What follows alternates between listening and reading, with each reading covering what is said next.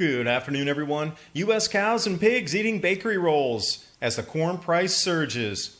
USDA cutting corn yield estimates. Grain elevators, feed mills, and ethanol now charging high premiums for corn. Jumping back to the Chinese cattle ranching, Queensland had so many questions.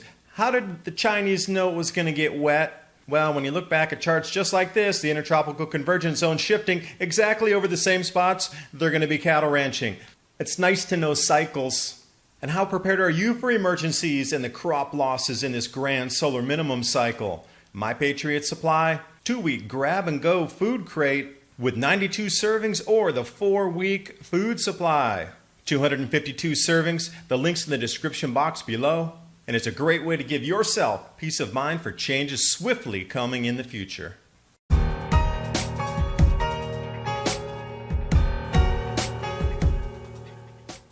to start you off here. 60-day departure from normal precipitation.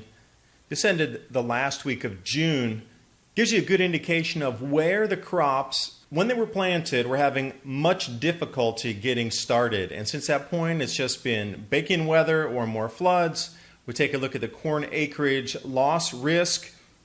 These are the predominant corn growing states. Wherever you see blue, losses. To the point now that the USDA is going to be updating the June figures that they put out. But you have to realize even in June, they still cut the corn yield estimates. All eyes are coming on the 12th for the new updated version. I think it's going to rattle the markets and we're going to see some upward prices in corn. That's just my opinion because they dropped the ball so badly on the last corn report that farmers and media called them out so heavily they went and resurveyed 12 different corn growing states. Look for massive changes. And if you hadn't been following with the floods, that's a turtle on the right over there. Gives you a good indication of how the USDA dropped the ball so badly and no accountability, and the same people are in the same positions. I hope they give us better data this time. Now, even before this corn report is released, grain elevators, feed mills, and ethanol plants are already offering huge premiums for corn to get it in their storage facilities. So many farmers struggling to plant the crops. And again, when this new USDA report is released next week, it is going to shake the foundations of agricultural pricing. Now put it in perspective, before the price rises come, U.S. cows and pigs are gorging on bakery rolls and pet food as corn substitutes because corn prices are already surging pre-USDA adjusted report. This Ohio farmer right here, Jim Heimerl, 700,000 pigs, swapping dry pet food. And in Minnesota, they're using recycled bakery byproducts, breads, cakes, and candies for 10% of the hog's rations. And you can see there's going to be a substitution frenzy going on. Now, this is an opportunity for you. Can you substitute something into the food supply chain as these corn prices go vertical with the new USDA reports out there? How can you help the farmers be more efficient feeding their animals? Zero Hedge picking it up as well. We're already starting to see rationing of our corn. The perfect storm could send spot prices higher. And they're also talking about U.S. farmers looking elsewhere for low-cost substitutes. Now, America's not the only place having difficulty this year. China, case in point. This whole saber rattling, no more agricultural trade, and then the very next 12 hours, okay, trade deal's back on again. And this is a perfect example of a distraction.